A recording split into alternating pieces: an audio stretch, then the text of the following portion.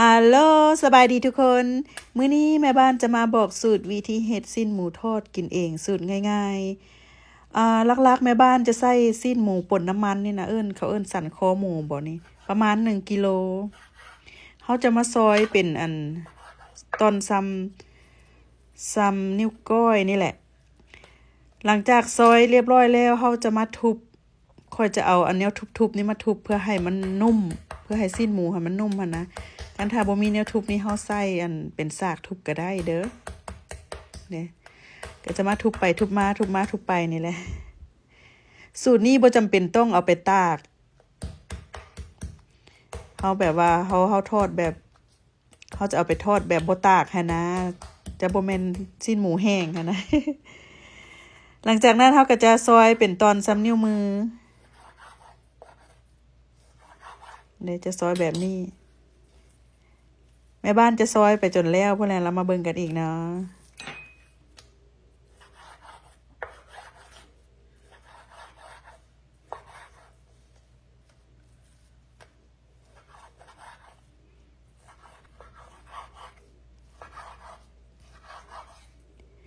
หลังจากซอยเรียบร้อยแล้วขั้นตอนต่อมาเฮาก็จะมาหมักหรือมาเอือบ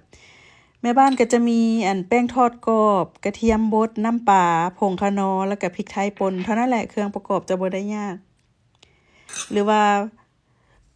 พวกเจ้าอยากใส่น้ำตาลก็ใส่ได้เด้อแต่ว่าสูตรนี้แม่บ้านบ่ใส่น้ำตาลแป้งทอดกรอบเฮาจะใส่ตอนสุดท้ายแล้วขั้นตอนต่อมาเฮาก็จะมานวดไปนวดมานวดมานวดไปให้มันเข้าเผ็ดเข้าเกลือดีหรือว่าพวกเจ้าอยากใส่เป็น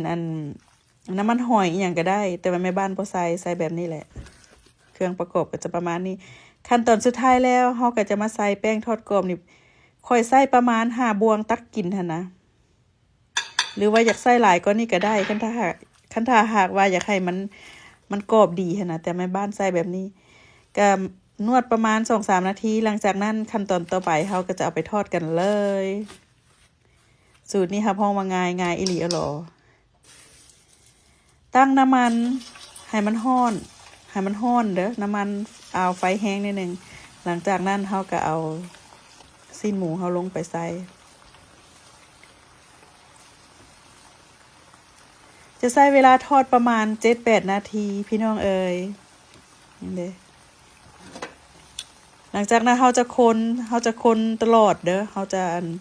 เพราะว่าเฮาจะให้ซีนหมูมันสุกสม่ำเสมอกันหั่นนะซั่นดอกว่า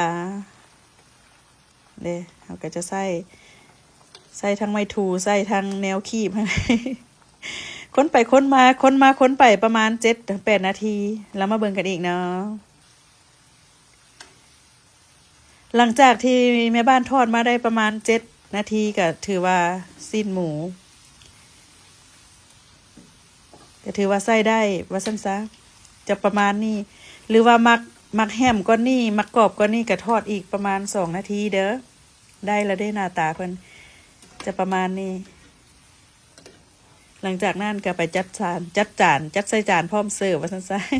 สูตรง่ายๆบ้านๆพอบ้านแม่บ้านผู้ใดก็เฮ็ดได้แล้วเนาะ หรือว่าคันถ้าว่ามักแห้งก็เอาไปตากประมาณแดดนึงก็เป็นหมูแดดเดียวเนาะแต่ว่านี่แม่บ้านเฮ็ดเป็นสดๆแบบนี้แล้วหมูทอดกรอบสูตรบ้านๆง่ายๆพี่น้องลองเอาไปเฮ็ดกินเบิ่งเด้อเฮ็ดกินดีเฮ็ดขายได้เงินไปก่อนเด้อ